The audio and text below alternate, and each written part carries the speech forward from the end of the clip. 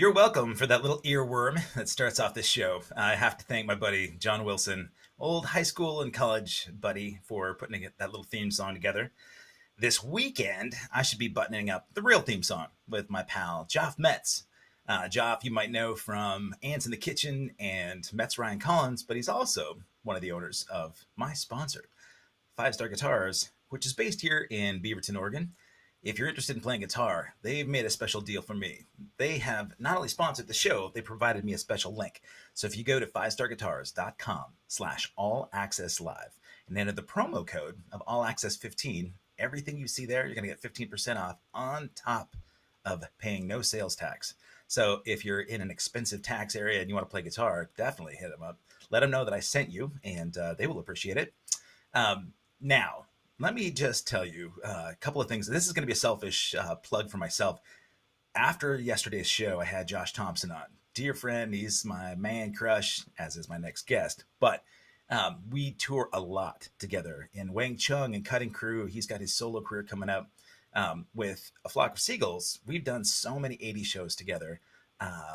They're almost, it seems like it's just not right for us not to be touring together. You won't see us very often this summer, but I do have a ton of shows coming up, and I would love it if you checked out the calendar. So rather than, peeking through all those other external sites that have misinformation, go to kevinrankin.com. There's a calendar there. You can see all of the Flock of Seagulls shows, plus doing some playing back with Shoot to Thrill, the AC/DC tribute, in the next couple of weeks. And I'm returning back with my dear friend Bill Wadhams. We're going to play a special drive-in concert here in Portland, Oregon. And also previous guest and dear friend Steve Wilkinson. He's got a band, Wilkinson Blades. I'll be playing for the annual Music Millennium Party on August 14th. You're going to find all that stuff at kevinrankin.com. So there, you've been informed. You can go there. If you wouldn't mind and you're watching on any other platform other than YouTube, I would love it if you go to the link below, youtube.com/all access live with Kevin Rankin. It's a mouthful, but if you go there and you hit the subscribe button, you'll be notified about all my future guests. You can go and you can look at the archives of all 205 episodes that I've done since May of last year. There's some good ones, some heartwarming, some funny, some inspiring conversations. But I would bet that we're going to encompass all of that and more with my next guest. This dude has, and I've counted him up, I think this guy has already lived 8 of his 9 lives. And it's a really special thing that today is his birthday. Please welcome my friend, Mike Branch. Mike, how you doing, buddy? Kevin Rankin, it's good to see you, man. I appreciate you having me on today. Happy birthday, man. Do you want me to ruin it by singing for you? I've been getting voicemails all day today with some really bad versions of Happy Birthday, so I don't imagine you could do any worse. Oh, man. Well, I told you I was going to give you some spankings, too. So 29 spankings, right? Is that right? You've lived 8 lives in 29 years? Exactly. Yeah. Is this a big one, this birthday? You know what? So I'm 62 years old this year. Holy crap. I know, man. I'm old enough to be your father, and you might be. I'm going to actually collect my first Social Security check in September. I can't even believe it. You're bragging about it. I like that, man. When AARP stuff started coming in the mail, were you excited about it, or did it really bum you out? I'm grateful. I wake up every morning a grateful guy, and I build my days on a foundation of gratitude because, the life I lived, and so at some point we'll probably talk about some of this, but, by rights, statistically, you and I should not be here having these conversations, Amen, brother. And so every day's a blessing, man. It really is. With that perspective, and it really is about perspective a lot of times. You talked about waking up with an element of gratitude. I ask some folks if they have a ritual. For me, I have a dear friend who gave me a 3-minute gratitude journal. So It just takes me, 120 to 180 seconds out of every day. I can start my day off sort of counting things I'm appreciative of and things I'm grateful for, and also things I want to avoid. Do you have any kind of rituals like that you start your day off with? In my early days of recovery, I could not consume enough recovery-based materials. Okay. From whether it was the basic text of whatever program to the daily inspiration stuff. and now it's been, I've been living this way for so long, and I never want to sound like I'm taking that for granted because I don't. It's an insidious bunch of disease, Hmm. and it can creep back in on you at any time. And I'm mindful of that, but so much of that stuff is so ingrained in me. Um, you know, I remember in the early days of recovery, people going, "Hey, you're really on a pink cloud," and Hmm. all of this. 10 years later, they were still saying, "Dude, you're really on a pink cloud." Yeah.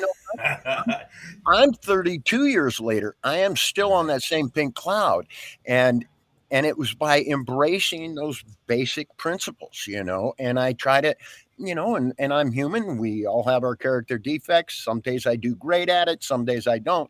But I'll tell you what, they're in there, and I try to make use of them and call on them whenever I need to. You know, I'm glad you brought that up. I mean, we jump right into it, and we'll definitely talk about the benefits of recovery and how it probably saved both of our lives. But even if you're not working any kind of recovery program, those principles and the idea of perspective and gratitude never was more apparent than needing to do it the last year and a half. I think, I Yeah. mean, you talk about, like when you think about those things that are out of our control, right? The things that we have control over, the things we can change, and things that we can't.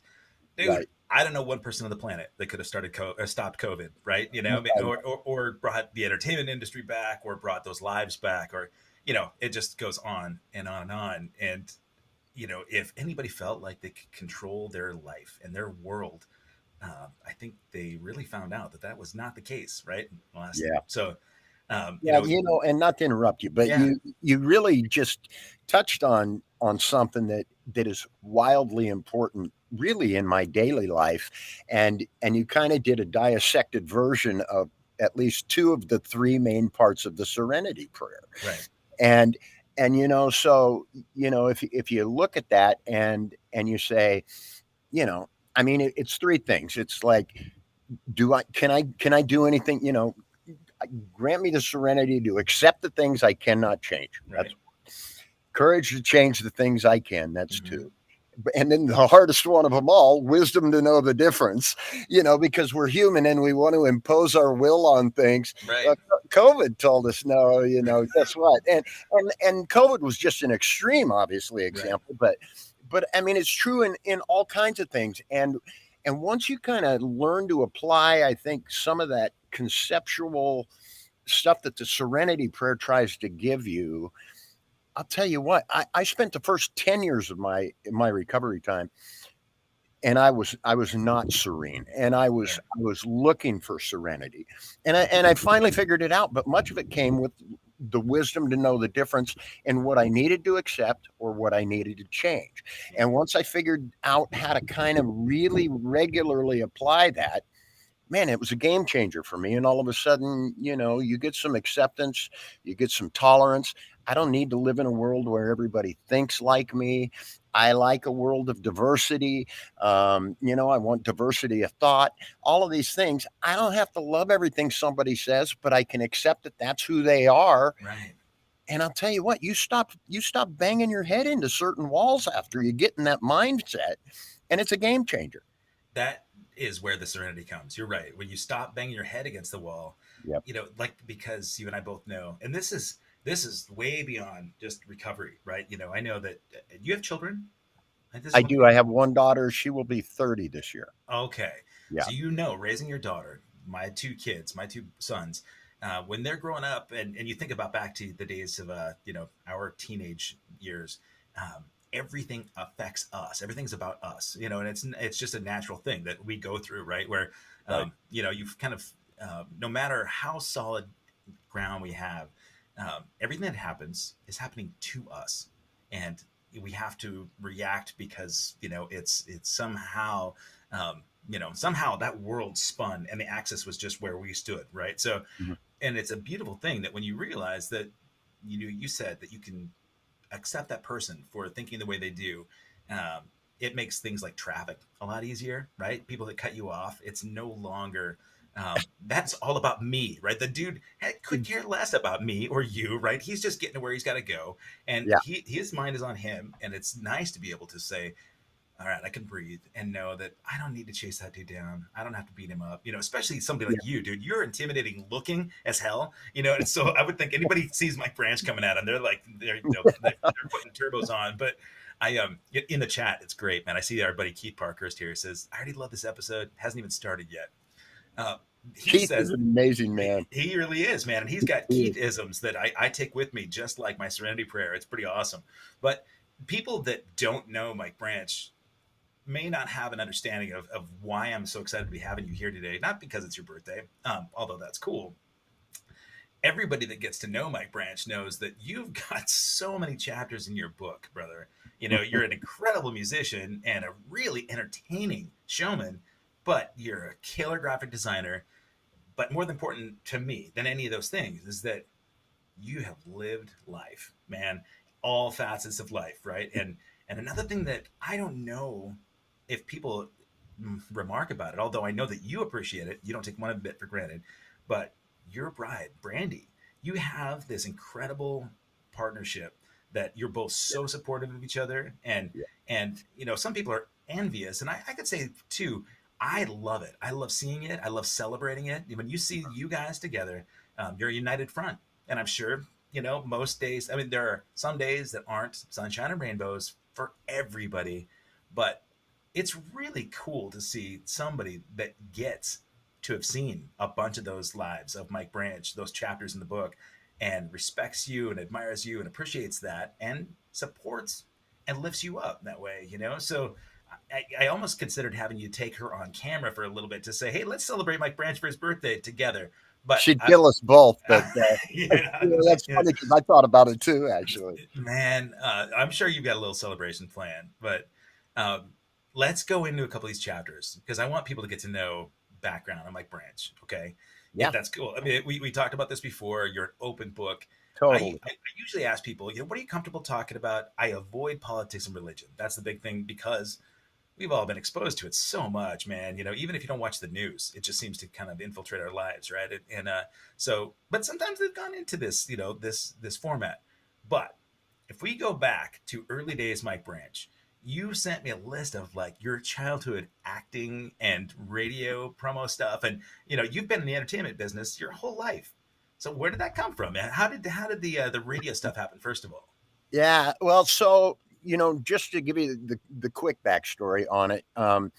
So as a kid growing up, my dad had for God, I don't know how long, 30, 40 years, um, if not the biggest, certainly one of the biggest ad agencies in Portland, Oregon. okay. And if you ever watched the series Mad Men, Oh yeah. um, yeah, my dad was Don Draper, man. I swear. Oh no, And really? and Hold on, and hold on. All facets of Don Draper.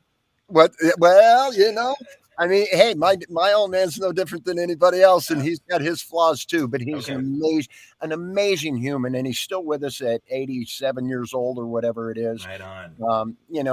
And he's always been my hero. I got I got much of the best of my dad, and I got much of the worst of my dad. And Okay, and again, it goes back to acceptance, and it's all part of what gets you to where you are today, and hopefully you become a well-rounded, decent kind of human.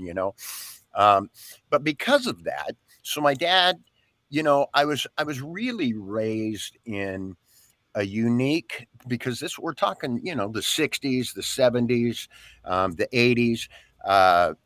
He was very successful. I never knew what poverty was until I took responsibility for my own life and started fucking shit up. Um, but so I mean, I had a really privileged life, and because of the nature of his work, when you're in advertising, obviously you're also arm in arm with radio, television, all of the other forms of media that are available.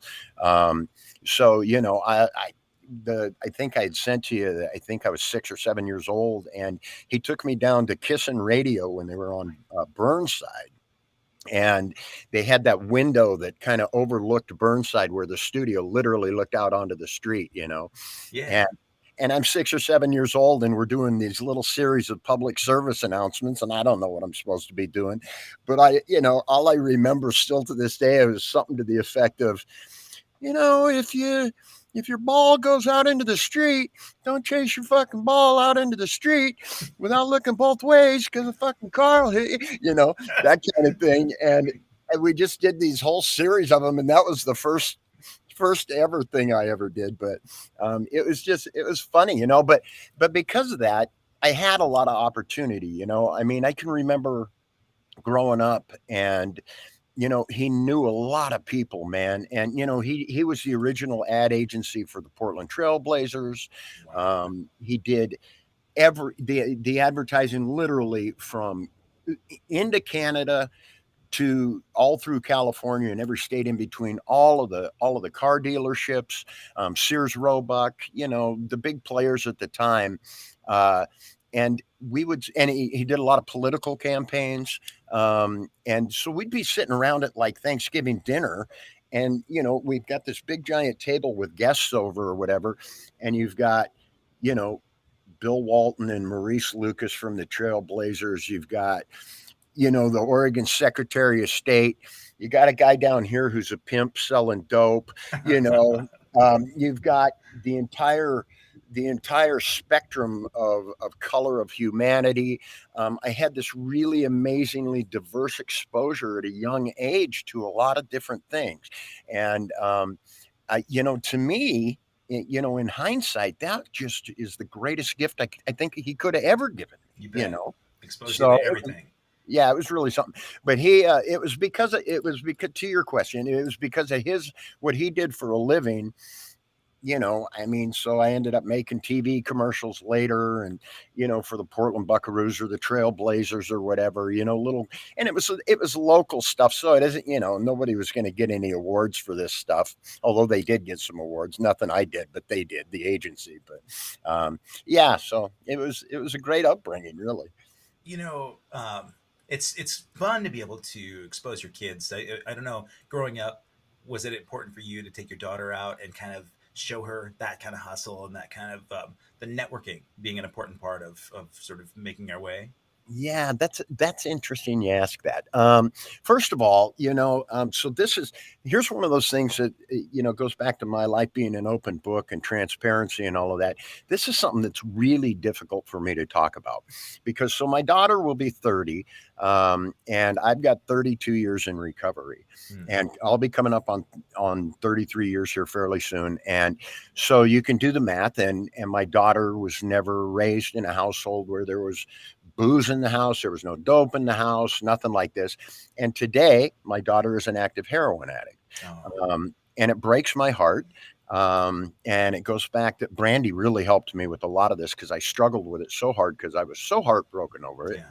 yeah, Um, you have to get some acceptance. There were things in her life that were not mine to own, and she, like all of us, I mean, we all write our own chapters in our own book. yeah, And she to this day, I mean, we still have a relationship, thank God. Although drugs certainly get in the way of it from yeah, time to time. Um, and it's heartbreaking, but I'll tell you, it wasn't until I wrapped my head around some acceptance. You got to remember too, like Brandy, she's a master's level clinician. okay, Most of her job now is administrative, but she works at the biggest drug and alcohol mental health treatment facility over here in Southwest Washington. wow, And she's a big shot over there, and she deserves it. She's a hard working, literally brilliant at what she does woman. And so when she saw me, I always jokingly said, well, I married a mental health counselor so that I could always keep my diagnosis current. right, And but she's kind of got this thing about it. Well, I won't diagnose family and friends. Thankfully, because she'd really see how crazy she married.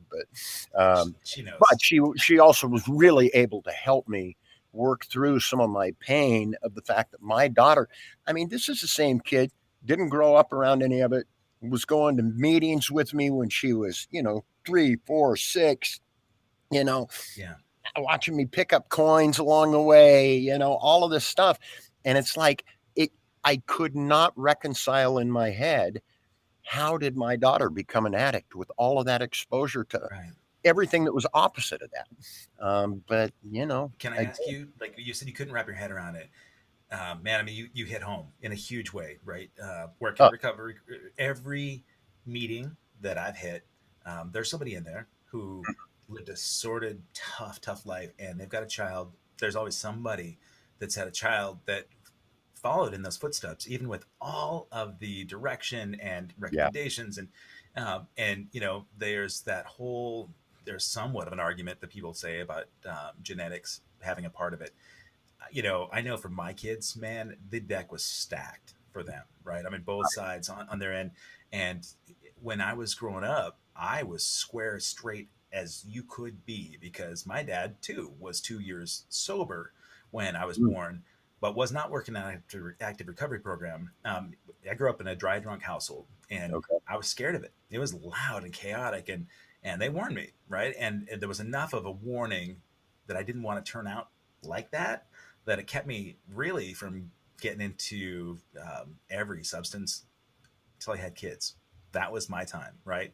And I right, tried to make up for lost time. And so right, great example, right? I mean, really setting a good role model for my kids, getting into it then. And um, I'm so thankful that they've seen the damage that could the damage that can happen from both parents. And so right now, my kids are, they are making good choices. yeah, yeah, Knock on wood that it stays that way. But every other thing that goes on with them, whether it's a struggle, in any struggle, we try to protect our kids. We don't want them to end up the way we were, right?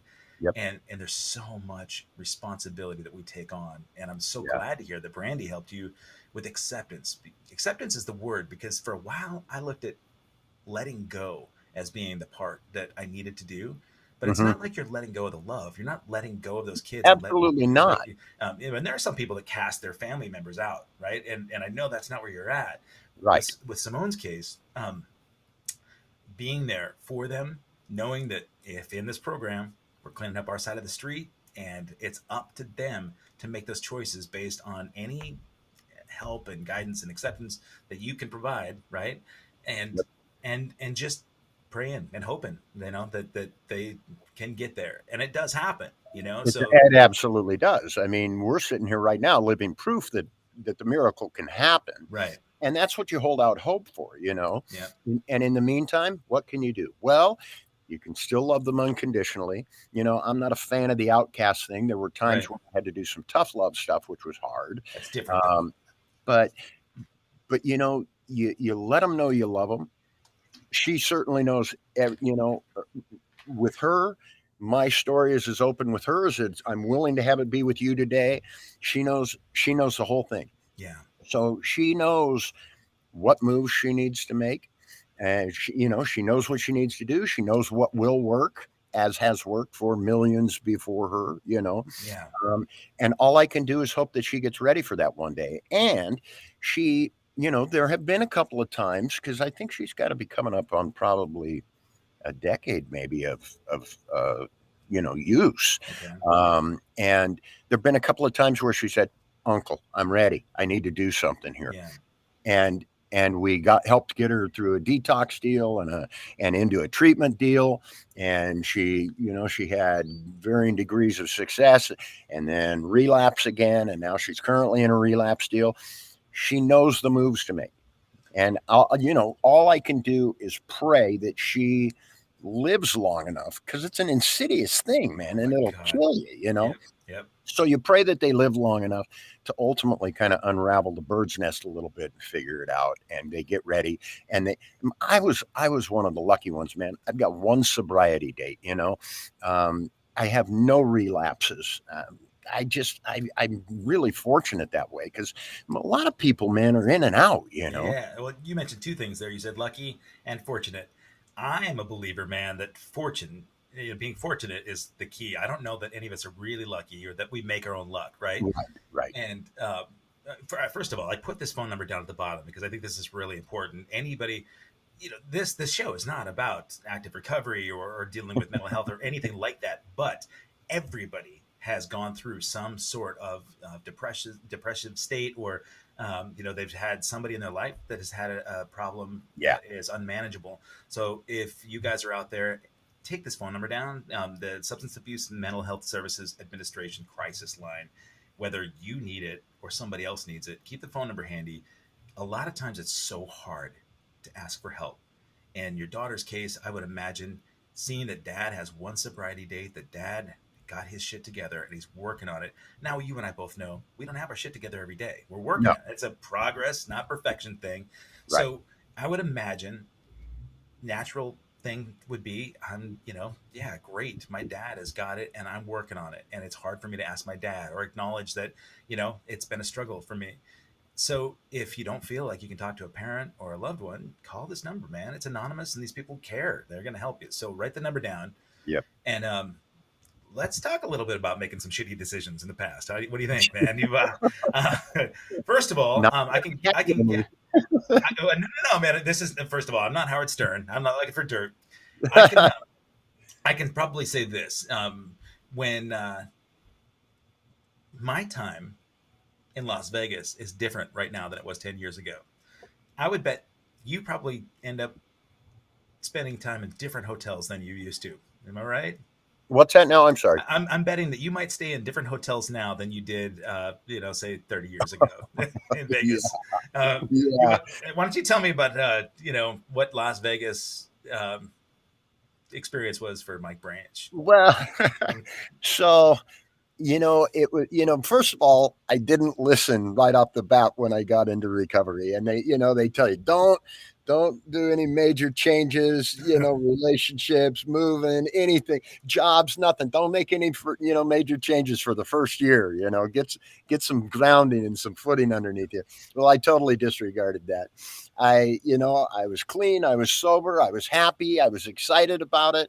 I was, I was, taking in great information about how to maintain that so that I didn't have to go back to where I had come from. But you know, I think I was in recovery for all of 4 months, and I thought, I think I'll go ahead and move to Nevada. Actually, it was Reno, not Vegas. Oh, gotcha. Okay. Yeah.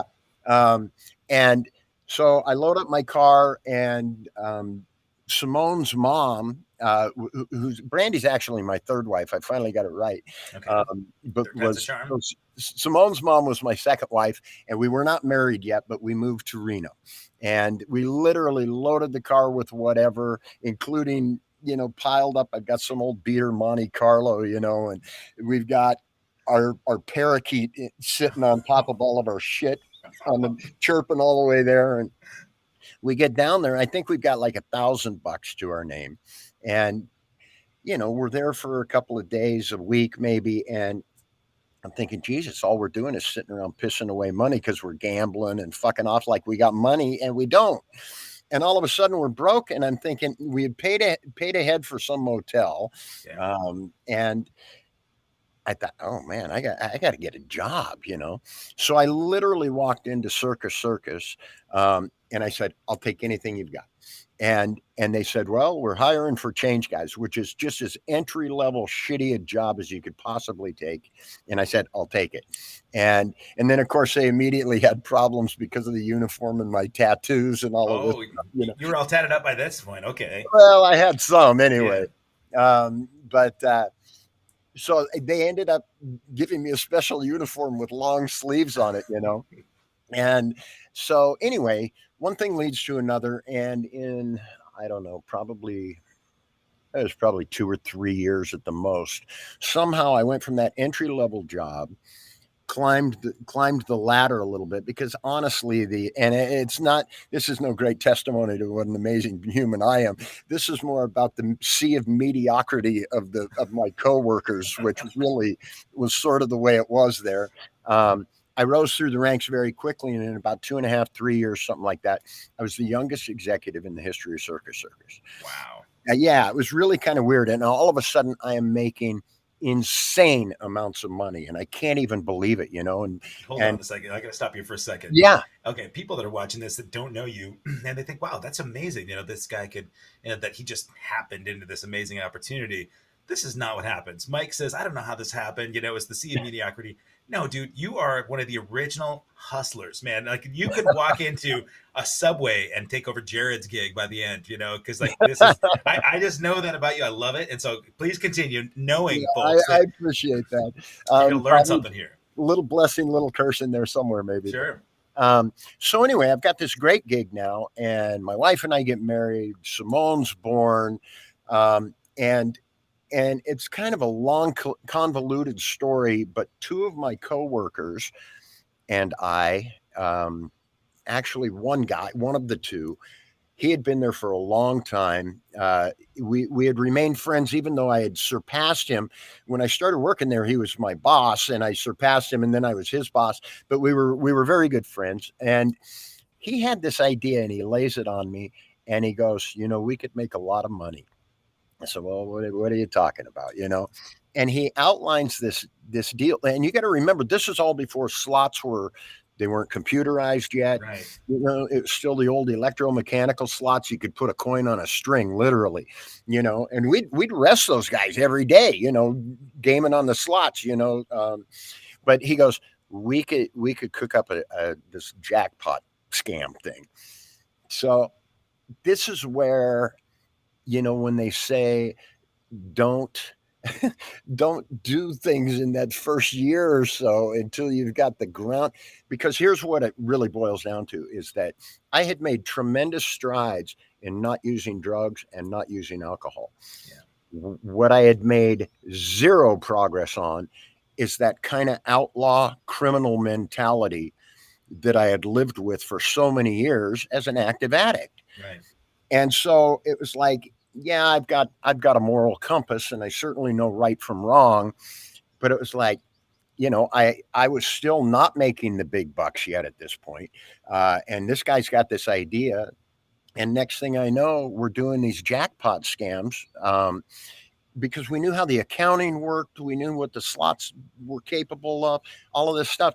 And fast forward several years, I did get promoted. We continued this scam because at that point, I didn't want to do the scam. I'm making good money. He's still relying on that money because he's still down here, kind of. And I don't know. I don't know. It was the stupidest thing I ever did, obviously, in my entire life. Next thing you know, I'm taking out. I'm wearing a $3,000 suit, and I'm taken out off the casino floor in handcuffs. You know, and we are accused of, rightfully so, embezzling about $1 million from Circus Circus. Oof. Yeah, they don't And like to give away their money. well, they fucking hate it. No, yeah. Just if you're gambling, folks, you should Yeah, probably know that they're not in the business to give you money. So right, exactly. wow, And they wow, really don't like it if you scam them out of it. right, yeah, like Yeah. So their scam is on their side, right? So yeah, yeah. man, were they watching you for a while? Is that how like they Um, just well, so here's what happened. And so another guy ended up in on the scam too. Don't ask me. I don't even remember all of it. It's almost a blur in many ways. Um, but the original guy, I don't even know how to describe him. To the best of my knowledge, he had had at least 15 marriages, and that was not counting the ones while he was stationed in the service over in the Philippines. wow, I have yeah, no I mean, this guy was a train wreck, but he was a great guy. I mean, he was still a good guy. sure, You positive know, influence. yeah. No, So anyway, he basically confided at one point in one of his then current girlfriends, and oh, it's like, you stupid bastards. right, That's where the house of cards is going to come tumbling down, and sure as hell it did. She basically reported it to casino management, and then they started watching us, and they didn't have to watch us for long at that point once they knew what the deal was. Um, and it's there like you are. Mike's do got a felony. it feels to me like the Coen brothers based all of their movies on Mike Branch and his life. That's I don't know if you're a movie guy, but I like the feeling I get in my gut when you tell that story. It's kind of like Jerry Lundegaard and Fargo. Like oh, you just get caught up and there's no going back, man. Oh, that's funny. So with embezzling $1 million, they probably weren't giving you a slap on the wrist and you're on probation for a year. Well, that was the interesting thing too. So, once the legal system gobbles you up, you've got to go through all of these various hoops and stuff. Certainly, long prior to sentencing, um, and I had to go to I don't remember what they called it. It was like pre-trial or pre-sentencing. I don't know, evaluation of some kind, Okay. where you go into the Department of Corrections and they interview you. Um, So I sit through this long interview with this guy, and obviously I'm doing my best to really make a good impression here, Right. if at all possible, you know. Yeah. And so when it was all said and done, I told the guy or asked him, I said, listen, I understand you probably can't tell me at this point. It was a pre sentencing evaluation. Sure. And you probably can't tell me what you're going to recommend, but can you tell me anything? And he said, well, I'll be honest with you. He goes, you have no prior criminal record whatsoever. Fortunately, I got away with all of the drug years. Right. Um, but so no prior criminal record. Uh, I can't remember. He rattled off a couple other things. And he goes, I'm going to recommend 5 years probation, no time. Wow. I thought, are you kidding me? So I'm going out of there feeling pretty good. And the sentencing is like 2 days later. And so the night before, I've got that little high that guy gave me. And then my attorney calls me the night before sentencing and he goes, man, I don't know what's going on, but they're recommending 6 years.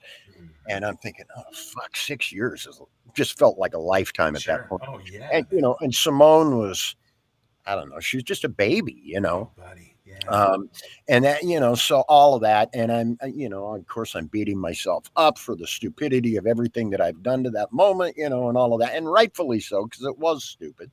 But so I'm going into court the next morning, and I'm expecting him to say 6 years. And when I go in, I make a statement before the judge, and I had given him a letter that I had typed to the judge, and it was the plea of a lifetime. And so I'm standing in front of the judge, and he's getting ready to drop the gavel on me, and he goes, "Mr. Branch, I got to tell you, I sit in this court every day," and he's holding up my letter, and he goes, I sentence people every day who have absolutely no ability to be able to articulate what you've articulated to me in Mm. this letter. It's Thank you. absolutely amazing. Thank you, And Don he said, Draper. huh? Thank you, Don Draper. Right. Yeah, except he goes, and because you're obviously not that average guy I'm seeing in my courtroom, you should know better. And I thought, oh, fuck, here it comes. And so anyway, fast forward, he knocks the gavel on the desk, sentences me to 3 years. My attorney's very cavalier about it. Give me your watch and your ring, and you'll probably only do 18 months with good behavior. And I thought, yeah, easy for you to say, Right. you know. And off I go, and I figure I'm looking at 3 years in prison, and I had to spend about another week in the county jail, which certainly wasn't the first time I'd ever done that. But Mhm. um, I'm sitting there. Then they finally cart me off to the prison, and in Nevada, outside of Reno, where the prisons are, they've got a minimum security and a maximum security prison, and they're both literally side by side.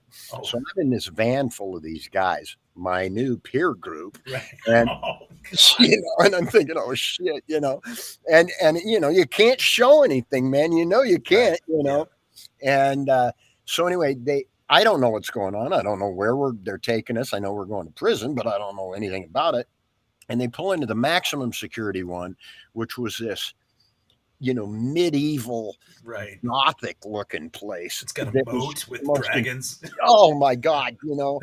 And I am so completely blown away with intimidation by, oh my God, don't let the van keep driving. And it turns out they dropped off a bunch of the guys there, but I wasn't one Oh, of them. And they God. took me over to the minimum security deal. Wow. When it was all said and done, and I'll spare you a whole lot of really interesting stuff because prison's interesting. I'm sure. Yeah.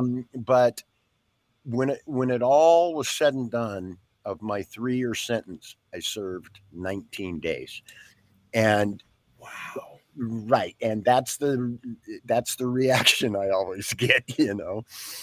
So people always go, 19 days? Why? What happened? Yeah. And I said, well, that's how many days it took me to get an appointment with the warden. And she was this, and she must have weighed 400 pounds. Mm. Very, very tough, intimidating looking woman, um, who I basically laid my argument out to her. I said, I fucked up. I'm aware of it. I regret it. I do have remorse, but I don't belong here. My new peer group is shanking themselves in the yard right Mm. now, and I don't belong here. There's a lot of ways I can pay my debt to society, serve my time.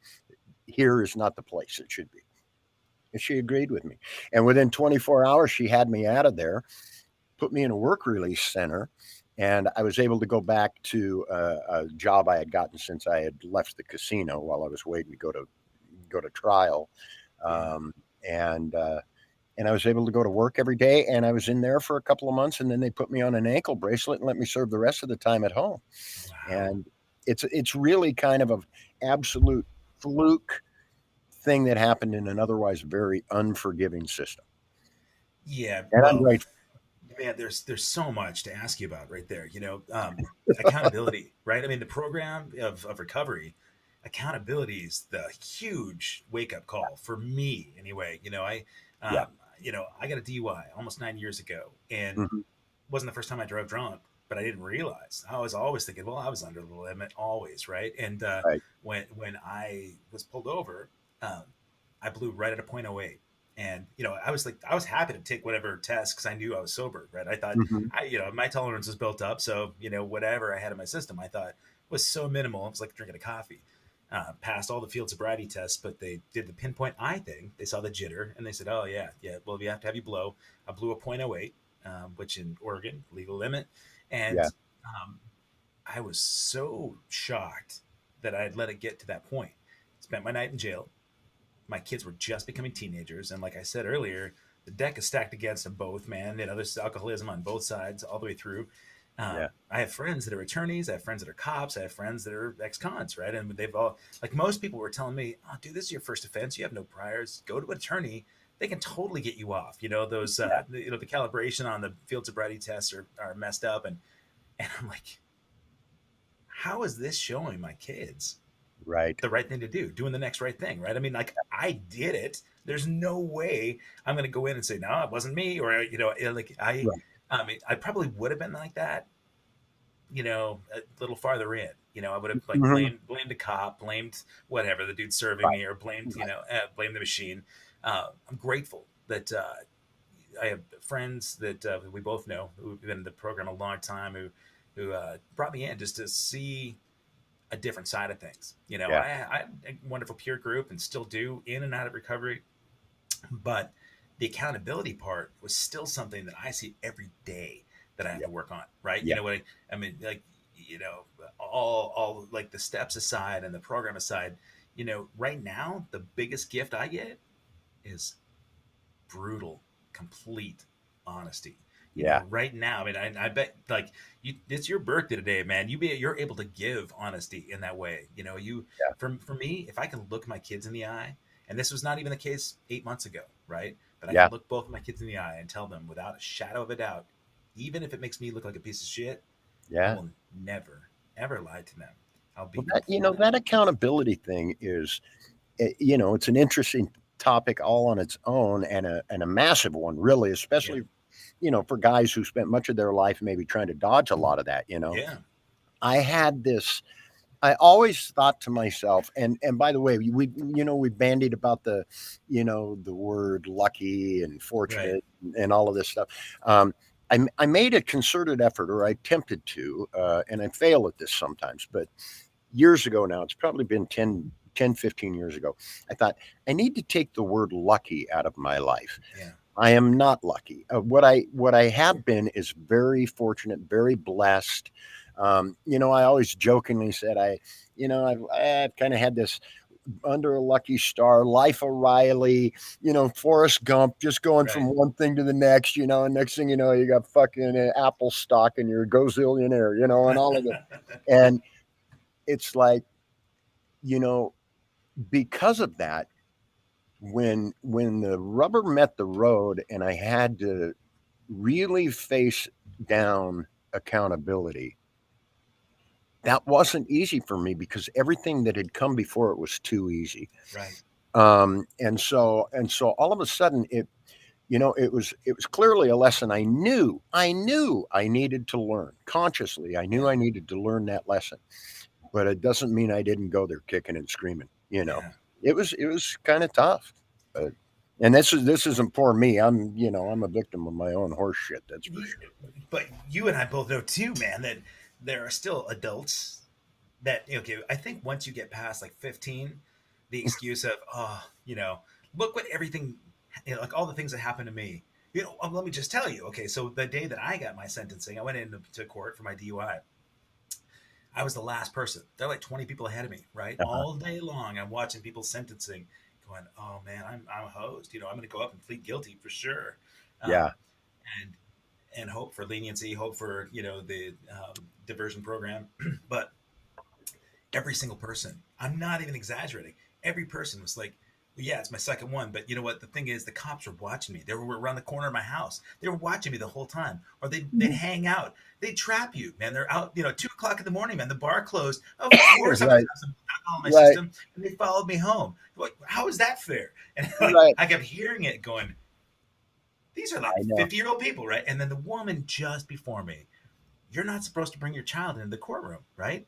She Mm. had her like 5, 6-year-old kid in the court next to her. She's sitting in the little aisle with me, and or the woman and her son were, and he's on his phone, her phone, playing video games, and she's like, "Shut the fuck up!" She's like telling him to be quiet, like he's on his game. Just mom of the year, right? So she gets Right. up to go plead her case, and the judge is like, I'm really disappointed to see you here again. And she's saying, but this is horseshit. You guys know that you've had this out for me for so long.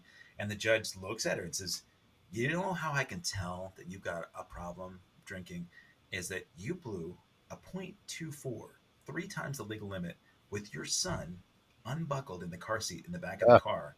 And so this is her third DUI. She lost her license forever, right? And mhm. but I was so sick to my stomach, man. It made it a lot easier for me to just openly say, yeah, I did this. I need to do whatever I can to rectify that part of my life. But I still didn't understand the recovery program. I just knew at that point the best thing I could do was own my Right. shit, right?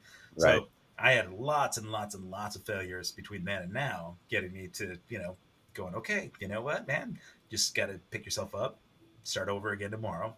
This is not my story, by the way. I don't mean to like make like, hey, Mike, here's my story. Dude, I enjoy But it. but we can relate, We're having right? a I mean, meeting. I don't know what anybody else is going yeah. to, but Well, man, the thing is, it's tough not to make judgments, and that's a hard thing for me too, man. Is that I don't want everybody to think like me or act like me or anything like that. But when I see somebody like that making those kinds of choices, where it's everybody else's fault, dude, I was so there even a year ago, right? I mean, all the yeah. in my mind, right? COVID is affecting me. It's stopping me from being able to go out there and do what I love and make money, and I watch it ruining my kids, academic life and all that, dude. That it's all about how we react to the circumstances in our life, and so on the best of days, I can think about that and go, okay, so what am I going to do? The things I have in my control, I try to stack the deck in a positive way. My gratitude things, I go in the woods every day with my dog if I can, Uh-huh. and I try to get 60 seconds of serenity. And Yeah. I film it live on Facebook, not for anybody else. I like to come back a year from now when Zuckerberg's algorithm comes back around and it says, Yeah. hey, your life might be really tough right now, but remember where you were 365 days ago? You were there with your pug in the woods looking up at those trees, and all you got to do is breathe for 60 seconds and it's good. So Yeah. it's my hack with the social media thing, but Right. I need it. I need a Are reminder you are you doing that currently? every day. Yeah. And you're putting it live on Facebook? Every day on Facebook. Yep. See, now that you know what? So I'm pissed at the algorithm now because I don't ever see that. Yeah.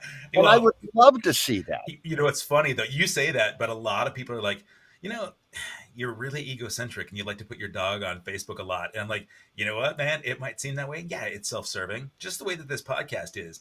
I don't care about getting Joe Rogan numbers or Howard Stern numbers. I Right. like real, authentic. This is you and I hanging backstage, and it just happens to be that people can be voyeurs and watch what we're talking about. Because this is what we be doing. This is Yep.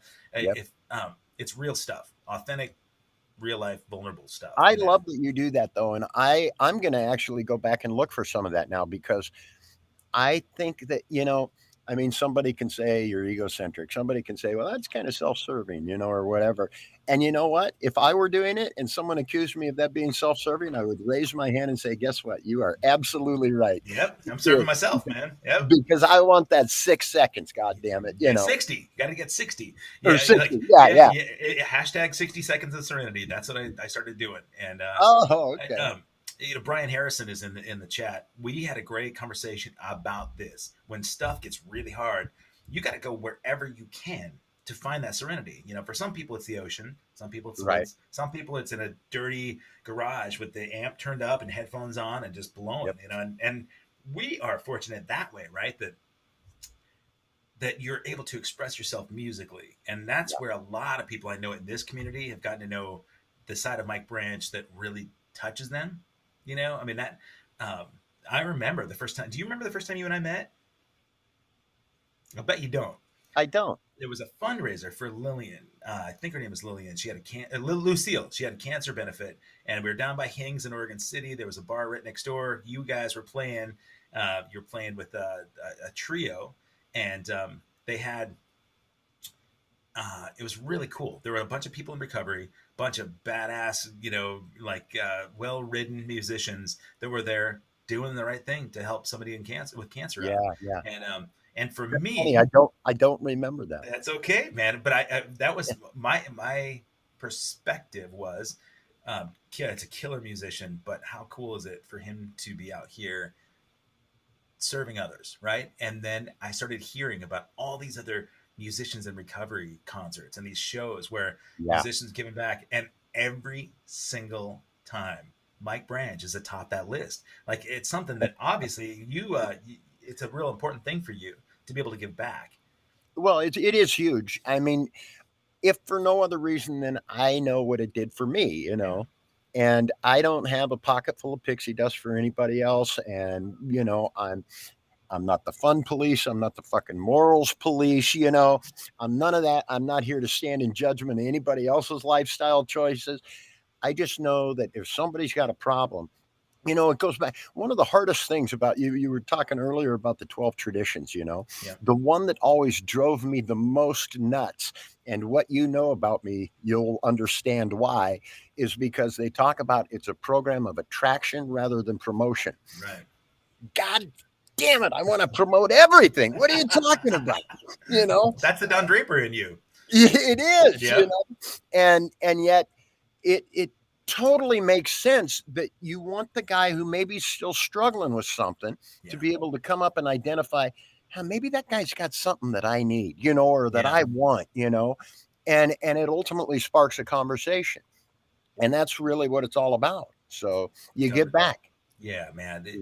I do a deal, and I've done this. Well, I don't know how long I've been on Facebook now, but I've never been a big.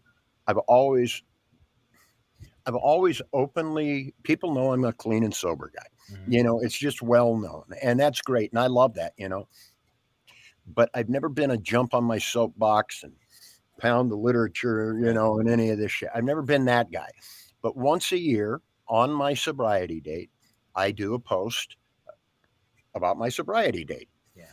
And I don't do it because I want, and you get hundreds of attaboys and all of that. I'm not looking for the attaboys. Yep. And people who think that, and some have said so, Yep. because you get some negative stuff off of that too. And that's okay. But I never did it for that reason. You want to do it because you want to touch the one life. Yep. And what people don't see is my private messages that light up like a fucking Christmas tree Yeah. when they want to talk about, hey, I'm going through this thing, or my husband can't figure this out, or, I really need help with it. And they know that Brandy works in the field.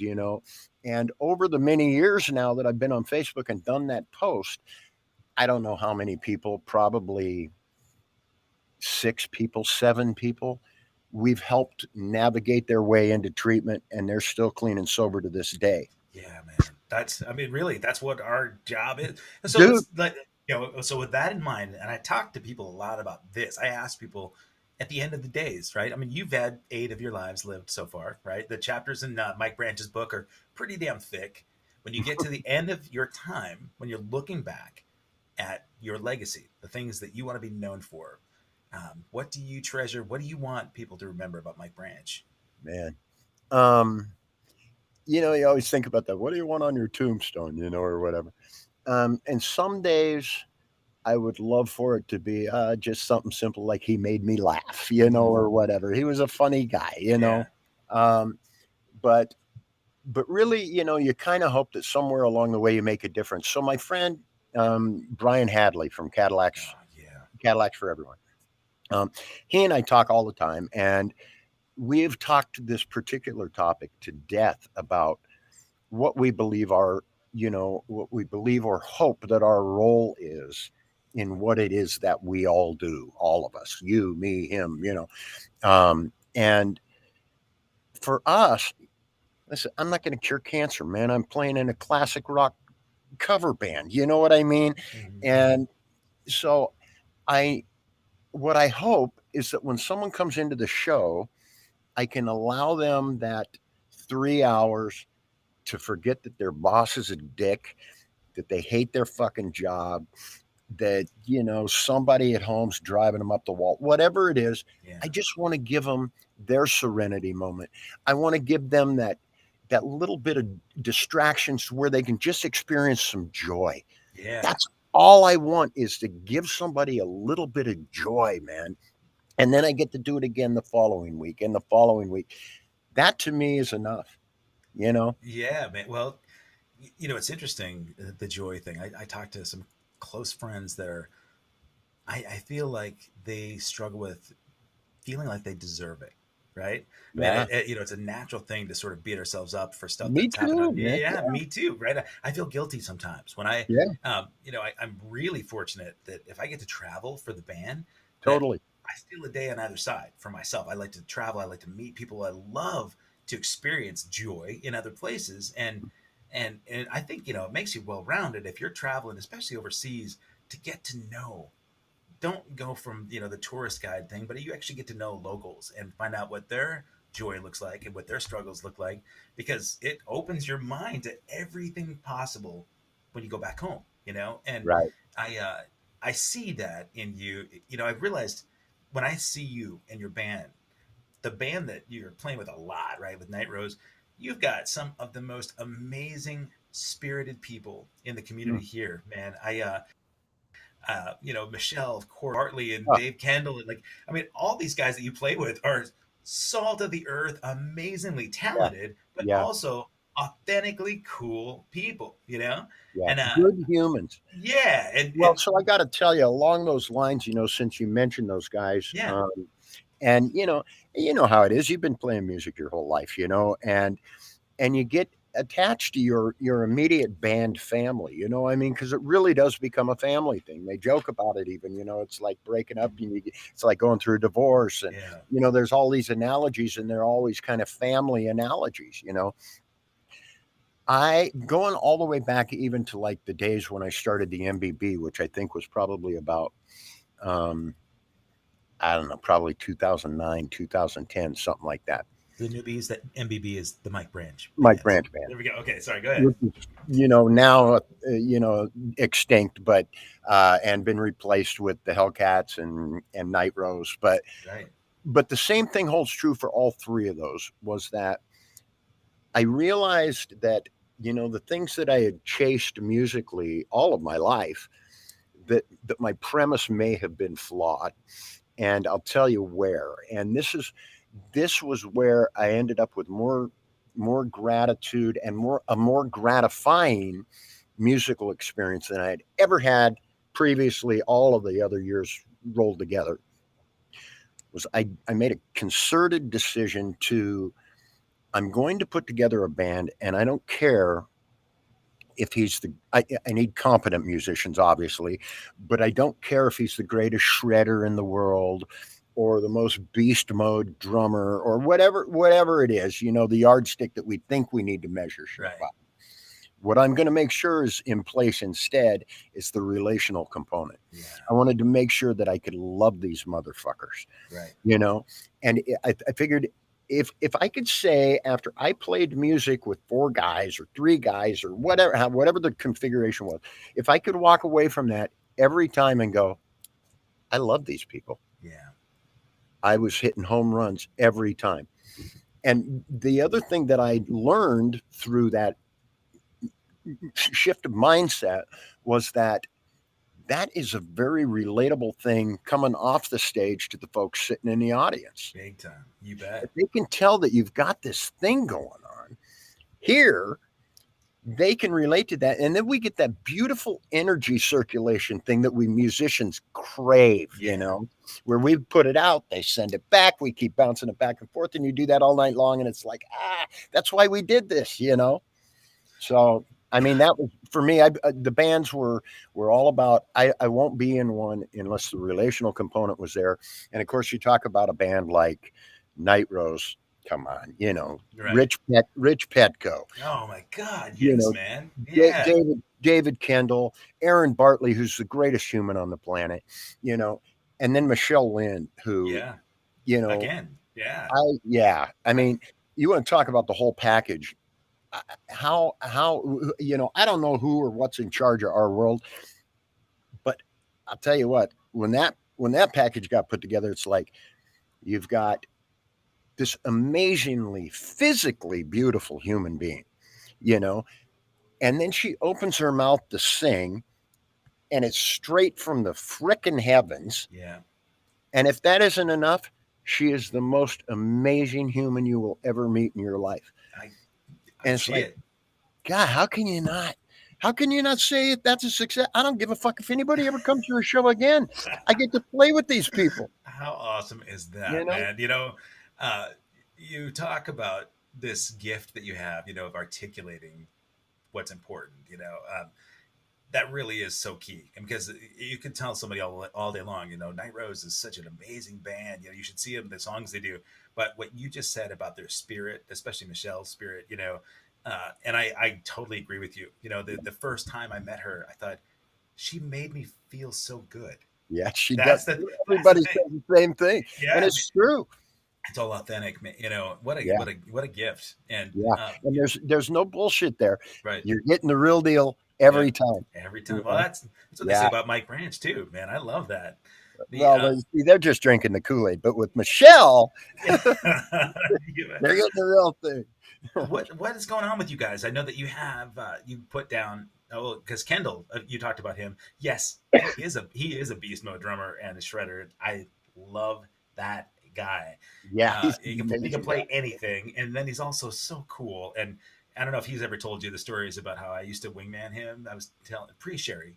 I I would don't tell I don't think so. he was a I dead I ringer. watched most of, I know you had him on the show recently, and I did watch most of it, but I had to walk away from part of it. But He was a doppelganger for Dave Grohl for a long time, man. And so we'd walk into gentlemen's establishments. This is prior to me getting sober and prior to Sherry, but right. yeah, but I would tell him, oh yeah, so my buddy Dave Grohl here would like to watch you dance, and he's getting lap dances left and right for free. And one Right. she has a massive Foo Fighters tattoo, and she goes, "You need to You're impregnate." you're much kinder. I used to go out drinking with this guy all the time, and I would immediately you'd look at a couple of prospective dates or whatever, Yeah.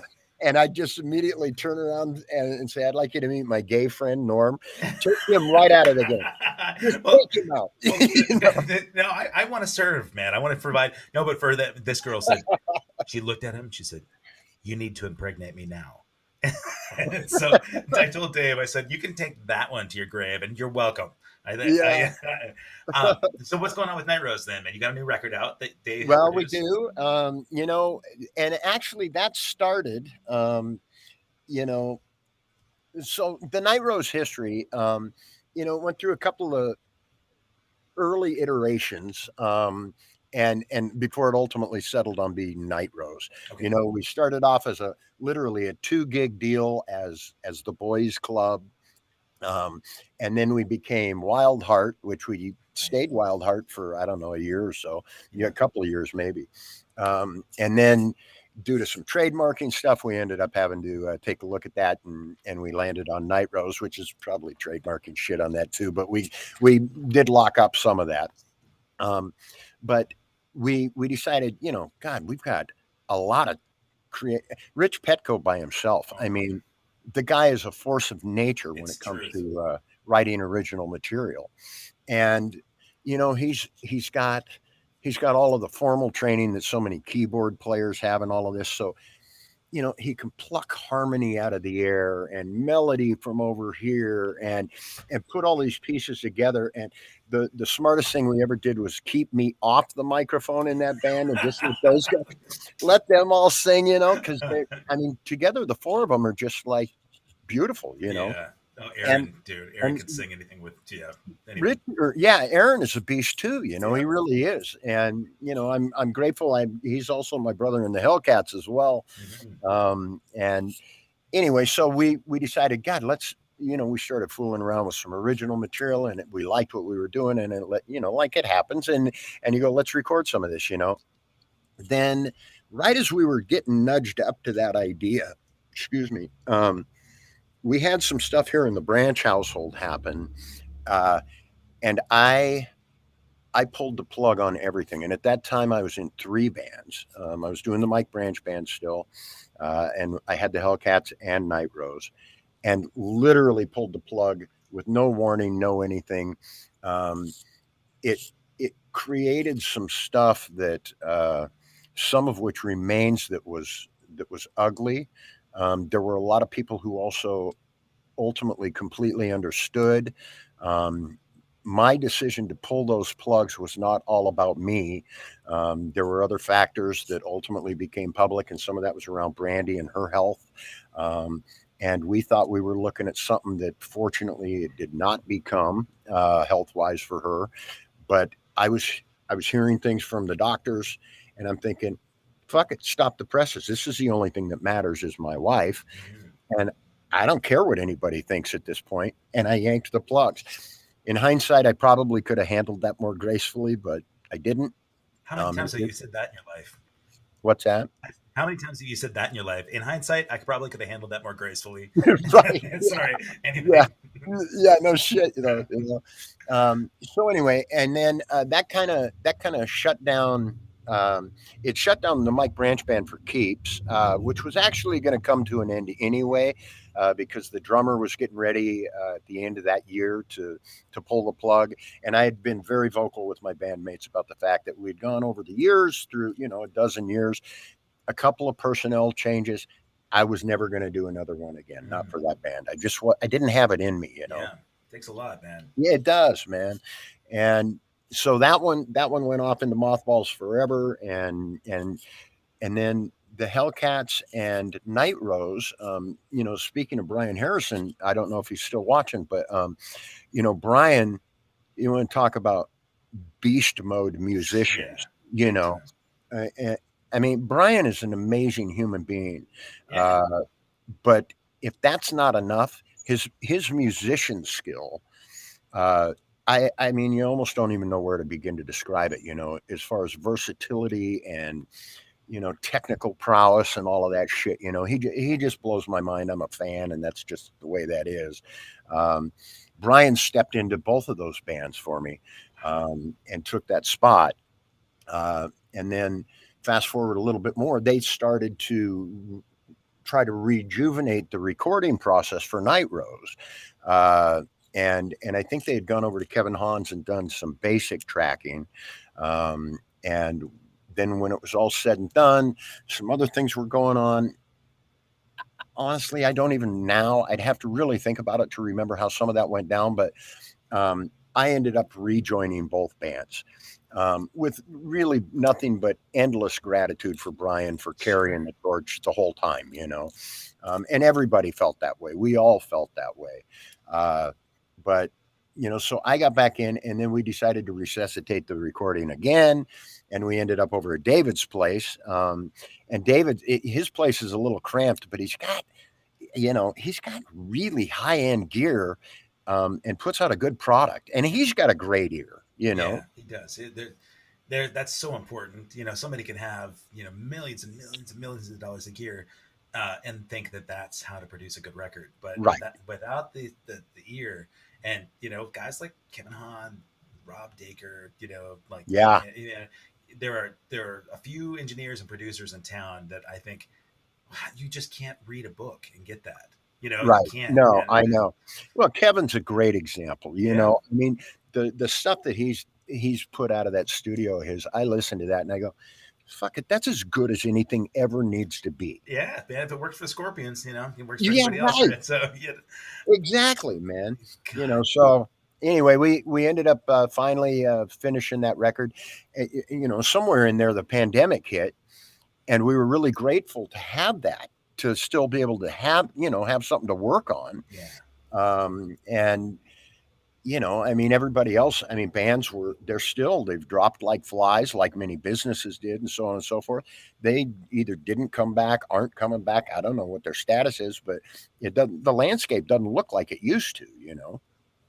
So anyway, yeah. we were grateful to have the record to work on, and working in David's studio, everybody's really comfortable with. So And are you going to be gigging again now since the pandemic has kind of opened up a little bit?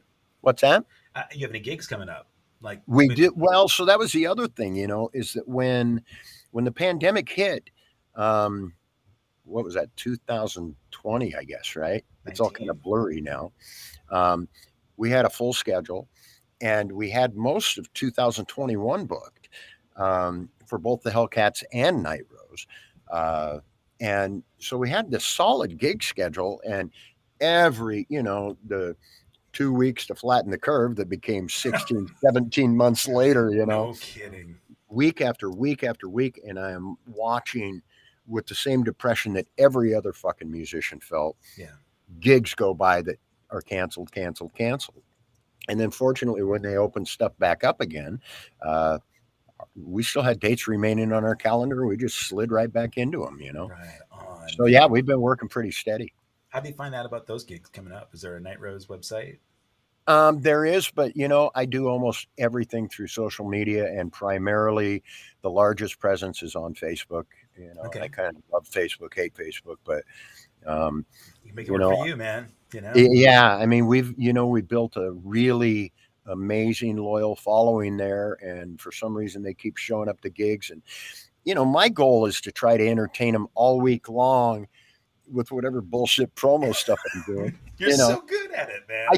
I just want to entertain them all week long up to the gig. You do. Yeah. No, I think people I have that appreciate it. expectation. They know they're going to be, getting a good show because your graphic design work is so fun. You just, you got a great sense of humor. What I would love, and I hate to put you on the spot because I didn't ask you for this, but I want you to tell me a story, man. Tell me something like one of the craziest things that's happened to you in the music business. I'm sorry, I missed a piece of that, like a crazy Yeah, gig story type thing. yeah, tell me like the most bizarre thing that's ever happened to you in the music business. You know, This is a great way to end it, don't you think? I don't know if it's the most bizarre thing that ever happened to me because, there was probably a lot of bizarre things back in the 80s, which was truly the lost decade. Right. And you don't remember any of it, Oh you yeah. know? Well, it's got to be So written I'm sure somewhere. there's plenty of shit in there, but I can remember one that comes to mind is so I had just gotten a vasectomy, Ooh, and that's always a so good I'm doing, starter. and, and my apologies to your audience, but I'm going to give you a little visual here. So you got the peas and carrots, frozen corn thing going on for a couple of days. And of course, I've got gigs coming up that weekend. And, the doc's saying, well, you can't, how much does that Les Paul weigh, And, I'm not supposed to be on stage, but I'm not going to miss the gig. Right. And um, we were playing at Hing's that weekend, Okay.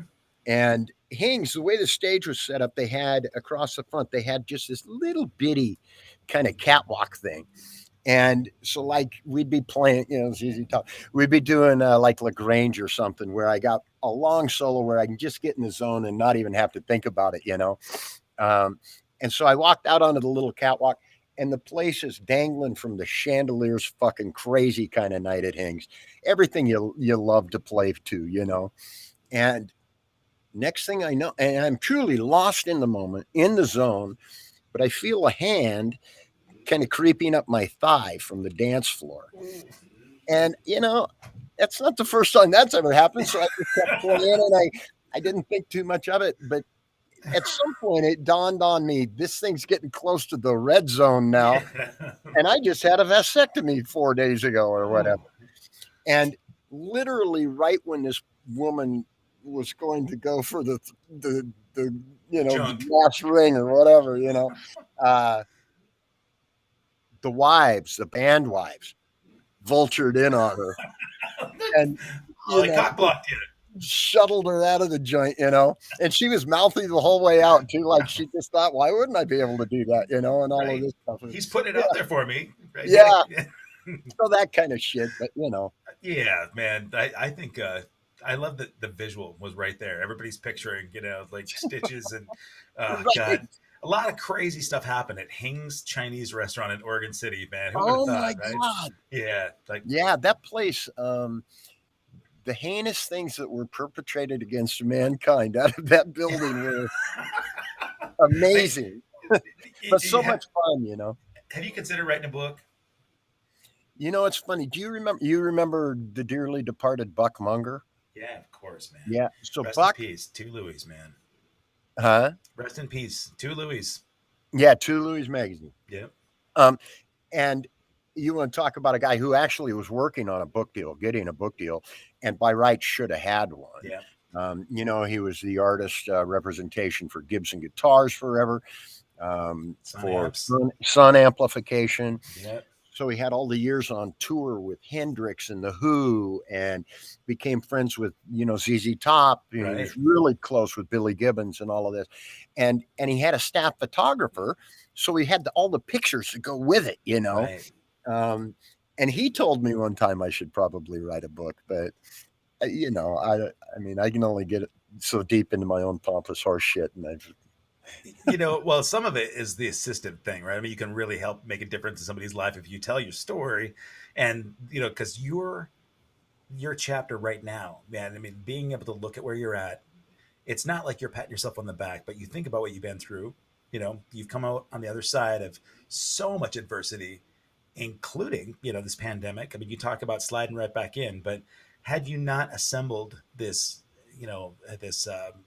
army, of wonderful beings, creative and special beings, this thing wouldn't happen either. And you're bringing a lot of joy to all those people that were desperate for the yeah, outlet, and so I think it's a beautiful gift, and I love the wisdom to know the difference. I love the wisdom that you bring, man. It really is a treat to have you share with us on your birthday. I hope you have a fun night planned. Is anything cool going on? I think Aaron Bartley and his wife Amy and Brandy and I are going to go out and grab some Mexican food somewhere. Fantastic, Yeah, man. Well, yeah, please. nothing fancy. Well, that's all you need, man. Right? Yeah, Good company and good grub. That's yeah, that's yeah, living. Will you yeah, hug them for me? yeah. Absolutely, Please do, and then absolutely. make Aaron deal out the 62 spanks. All right, I and will. Mike Branch, dude, I love you. I love Thank you you too. so much, guys. If you're catching this late, do me a favor. I'm going to archive it at accesskevin.com in about 5 minutes. You can go back to that website and check it out from the beginning. And you got to check out Night Rose when they're playing these gigs locally. If you're outside the area, then find him on social media. He's got so much entertainment that even if you can't see them live, you're going to love his sense of humor. On Sunday, August 1st, I've got another amazing cat. Aaron Lee's the bass player and amazing songwriter for YNT. He plays in Frank Hannon from Tesla's band. And he's one of these guys like Mike Branch that has a great spirit, and it'll make you feel good by the end of the convo. So thank you guys for watching. Thank Mike Branch for being here on your birthday. Kevin, I Thanks. really appreciate it. Thank Brandy Branch for being there right with you, man. She's Happy smiling at you behind your back right now. So happy birthday, mofo. yeah, thank you. All right, guys, take care.